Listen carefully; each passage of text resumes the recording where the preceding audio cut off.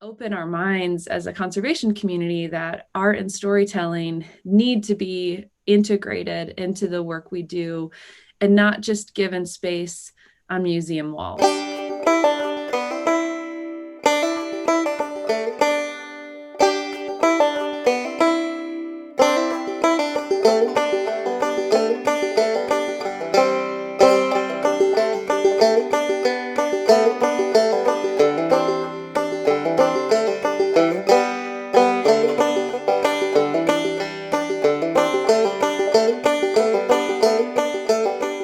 This is NRCC's 2021 Virtual Jackson Hole Wildlife Symposium. Our keynote conversations continue as we talk with some of the leaders and thinkers of the connection between humans and wildlife across the greater Yellowstone ecosystem. This conversation features Katie Christiansen. Katie is an artist, naturalist, and conservationist. Her wildlife illustrations and nature writings appear in books, exhibits, and on natural area interpretive resources across the country. Katie's work in conservation spans science, policy, management, communications, grassroots organizing, community building, and education. Katie is also the artist in residence here at NRCC and editor and illustrator of the book, The Artist's Field Guide to Yellowstone. She holds a master's degree from the Yale School of the Environment, and her collaborators have included the National Endowment for the Arts, Trust for Public Land, National Geographic, the Wild Foundation, and AMB West Ranches. So I'd like to say welcome to Katie, and thank you so much for joining us today. Thank you, Ben. It is my honor. I wish we could be doing this in person, but since I'm now based in Colorado, it's probably easier that we can do this virtually, but I'm really looking forward to our conversation. Awesome. Well, thanks for joining, and Zoom will suffice for the time being. Yeah. And so just to start us off here, in your work, what are some of the challenges that you see to human-wildlife coexistence? And then how has your skill set and background prepared you for the work you do? Well, your introduction did a fine job of laying the foundation of how I see myself, which is as an artist, as an educator and storyteller. I like to think of the work that I do towards human wildlife coexistence as operating at the ground level of where conflict occurs. It's really easy to see how we are not living in a coexistence paradigm with wildlife as we go about our day-to-day lives. And oftentimes, because it's so visible, we tend to turn ourselves to addressing those visible problems, the problems at the surface, but without digging deeper into what isn't visible and what underlies those problems that we see and that are tangible. We don't stand to move beyond that at any point. And so as an artist and storyteller, I'm trying to move us as a society, as communities, into a different paradigm of coexistence, and doing that through the creation of shared values that make coexistence possible. And so that is this long-term goal. That is not something that happens when one person sees one painting one time. This really needs to happen at all levels of our work as conservationists. That isn't easy when our culture thinks that the answers to conservation and to human wildlife conflict fall in the realm of science. Traditionally, science and art exists as opposite ends of a spectrum. What I'm trying to do is bring those things together. And I'm trying to do that through projects like my book that you mentioned, The Artist's Field Guide to Yellowstone, where I'm leaning on scientific knowledge and understanding and traditional natural history ways of thinking of the world, but bringing art and poetry and beauty to that storytelling, and not being the only storyteller of that. I think one of the strengths in our community in the GYE is that we have a plethora of amazing storytellers, of talented, articulate writers, of committed master artists and photographers and sculptors and everything in between. But um, I'm trying to expand where we think art should exist and occur. So what I hope to do is, and what I hope art can do, is present narratives about nature and about people that cause us to rethink what we already know. So what I'm trying to do is to integrate kind of myself as a human, which is this person who has a love for, appreciation for, and training in the sciences, but then also somebody who is very compelled and moved by art and enjoys doing art. How do I bring wholeness to myself and integrate myself? And then I'm realizing that that wholeness and integration, I can bring that into my work. That is that is my background and how it relates to this. And I'm happy to go into some more details if relevant. Well, thank you for that. That was a really wide and deep overview of who you are and the work that you do. So I think we'll move on to the second question, and I'll come back around to a question more about art. But my second question, I was wondering if you could talk a little bit more about the moment that we're living in right now. But I'm wondering if you think the pandemic has changed the way that people in this region think about our relationship to wildlife at all. I've thought about the answer to that question deeply. Hmm. I wrote an article for Mountain Journal with my reflections on that specific question nearly a year ago now. And what I was really trying to do was make that connection between the story of the pandemic being this dysfunctional relationship between humans and nature, and what lessons we can draw from that here in the GYE specifically, because our relationship is so broken. It's broken to the point where, yeah, we have this pandemic that is killing us at rates that are terrifying at a planetary scale. Um, and I see great connections. I mean, scary connections, but direct connections between the way that we're interacting with wildlife in the GYE and the underlying cause of the pandemic that we're living in now.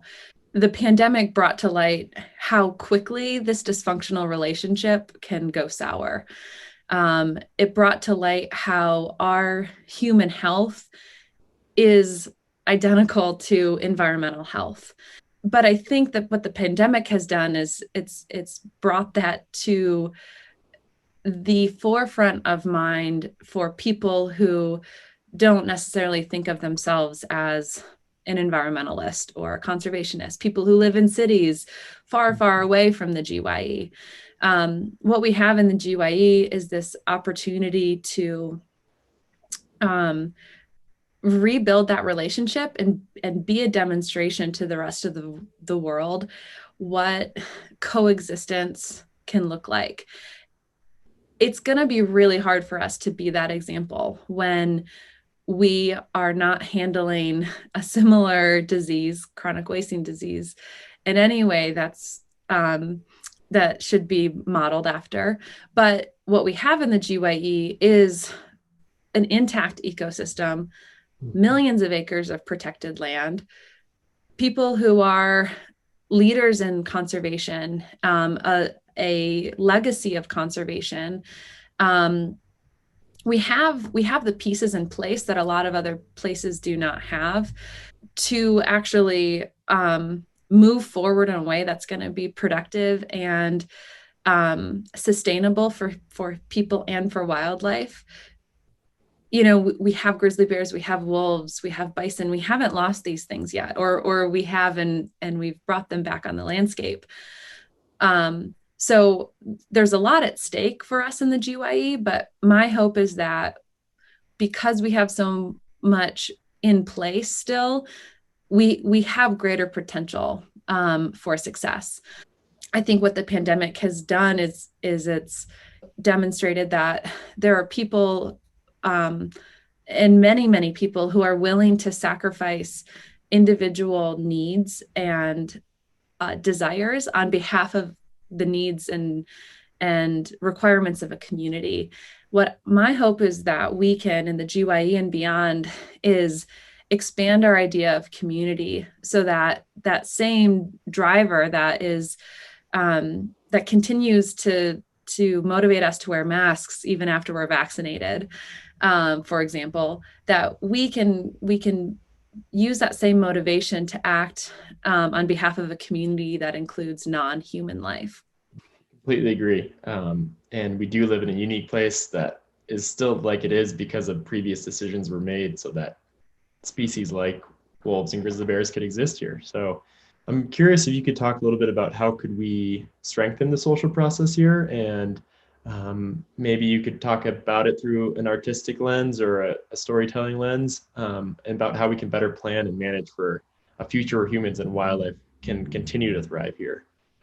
I think clearly our social process is in a state of disrepair.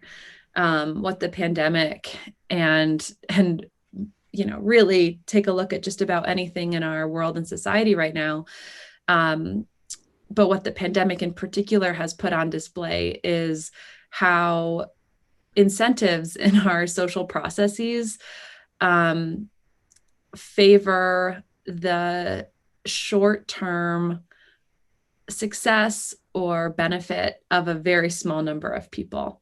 So if there was any question that we need to revisit our social processes, it should be clear to us all that it should be of our top priority that we reconsider how we go about this thing called life.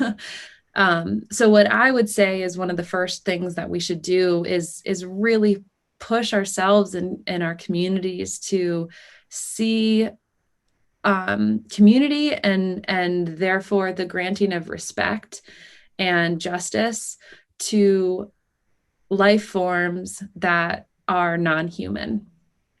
And that means that we also need to grant those same things to all human life, but we need to expand that idea drastically, and that's clear in our human communities. And I would say without doing that at a large scale, we don't have time to wait. We don't have time to first get it right with humans.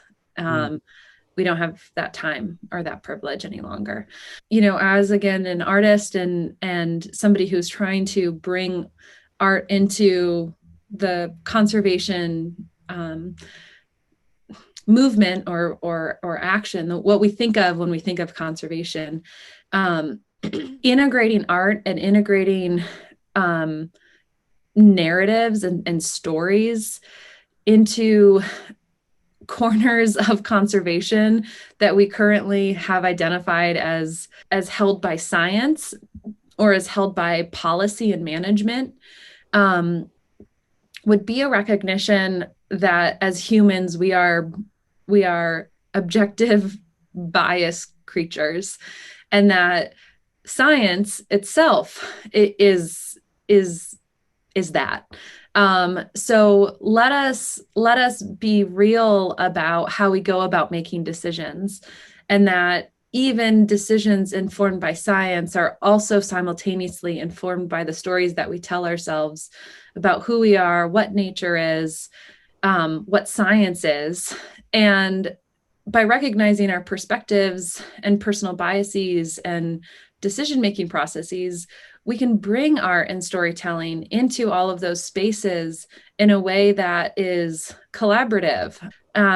Let's make sure that the stories by which we're living and by which we're making decisions are the ones that are going to propel us into a sustainable future. Thank you for expanding on that so eloquently. And so moving on to sort of my last question here. So it's been almost 150 years since Yellowstone was made a national park, and 30 years since the ecosystem concept was introduced to sort of think of it as a whole region. Um, Two questions are, how do you think we as environmental professionals, as a field, are moving the dial to a better future for humans and wildlife? And where are we falling short? And then second, what are you excited about in your work? We aren't being bold enough today. I feel that there has been some stagnation in big moving big ideas forward. And while that stagnation is happening on the conservation side of things, for people who themselves, are tasking themselves, I've self-identified as the people leading this charge. Those who are representing other values and outcomes and interests are moving quickly forward to undermine a future and an intact ecosystem and implementing policy that is going to be really hard to overcome to achieve ends that are best for humans and wildlife.